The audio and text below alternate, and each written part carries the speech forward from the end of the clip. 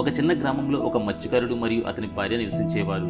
ఆ గ్రామం నదీ తీరానికి దగ్గరగా ఉండటం వల్ల అతను రోజు తన చిన్న పడవలో నదికి వెళ్లి వలలు వేసి చేపలు పట్టేవాడు. అతను తన సాధారణ జీవితం గడుపుతూ తృప్తికరమైన జీవనంతో సంతోషంగా ఉండేవాడు. అతను శ్రామికుడైనప్పటికీ తన కుటుంబాన్ని పోషించేందుకు ఎంతో శ్రమించేవాడు. అతని భార్య ఎంతో ప్రేమతో చూస్తున్నప్పటికీ ఆమెకు చాలా ఎక్కువ ఆశలు ఉండేవి. ఆమె తరచూ గొప్ప జీవితం గురించి కలలు కంటూ ఉండేది. ఒకరోజు మత్స్యకారుడు తన చిన్న పడవలో నదికి వెళ్లి వలలు వేసి చేపలు పట్టడం ప్రారంభించాడు. కానీ ఆ రోజు వలలో మామూలు చేపలే కాకుండా ఒక ప్రత్యేకమైన బంగారు చేప చిక్కుకుంది. ఆ బంగారు చేప సూర్యకాంతితో మెరిసిపోతూ ఎంతో ప్రత్యేకంగా కనిపించింది. దాన్ని చూసి మత్స్యకారుడు ఆశ్చర్యపోయాడు.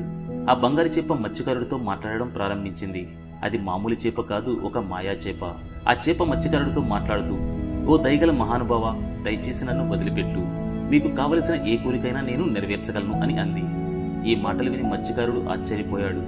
కానీ అతను తనకి ఏం అవసరం లేదని చెప్పి సానుభూతితో ఆ బంగారు చేపను సముద్రంలో వదిలిపెట్టాడు. ఇంటికి వెళ్లి తన భార్యకు నది దగ్గర జరిగిన సంగతి చెప్పాడు. ఆ విషయం విని ఆమె తట్టుకోలేకపోయింది.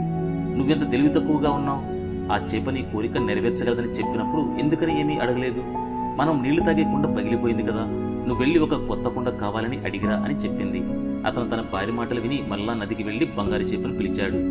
ఈసారి అతని భార్యకు కావలసిన కొత్త కుండ కోసం అడిగాడు. ఆ బంగారు చేప అతని కోరికను అంగీకరించింది. అతను ఇంటికి తిరిగి వచ్చినప్పుడు ఒక కొత్త కుండ కనిపించింది. అయితే అతని భార్య కొద్ది రోజులు కూడా సంతోషంగా లేదు. ఇల్లు పూర్తిగా పాడైందని, దీనికి బదులుగా ఒక కొత్త ఇల్లు కావాలి అని చెప్పింది. ఈ కోరికను కూడా చేప ముందుంచడానికి మత్స్యకారుడు తిరిగి నదికి వెళ్లాడు. ఈసారి కూడా చేప అతని కోరికను నెరవేర్చింది. ఇంటికి తిరిగి వెళ్లినప్పుడు పాత ఇంటి స్థానంలో ఒక అందమైన కొత్త ఇల్లు కనిపించింది. కొత్త ఇల్లు వచ్చినా సరే ఆమెకు తృప్తి కలగలేదు. ఇది సరిపోదు, నన్ను ధనవంతురాలుగా పాడుబడిన జీవితం విడిచి కోటలో రాజకుమార్తెలా జీవించేలా చేయమని ఆ చేపను అడుగు అని చెప్పింది. మత్స్యకారుడు బాధతో ఆ కోరికను కూడా చేపకు వివరించాడు. ఆ కోరిక కూడా నెరవేరింది. ఆమె రాజకుటుంబంలో దాసీలతో సేవలు చేయించుకుంటూ జీవనం గడిపింది. కానీ ఆమె ఆశలు అక్కడితో ఆగలేదు. ఇది నాకు సరిపోదు, నన్ను ఈ భూమి మీద ఉన్న రాజ్యానికి కేవలం రాణిగా కాకుండా సర్వాధికారినిగా చేయమని ఆ చేపను అడుగు అని చెప్పింది. ఈసారి మత్స్యకారుడు ఎంతో దిగులుగా బంగారు చేపను పిలిచాడు. ఈసారి నది దగ్గర వాతావరణం నల్లగా మారింది.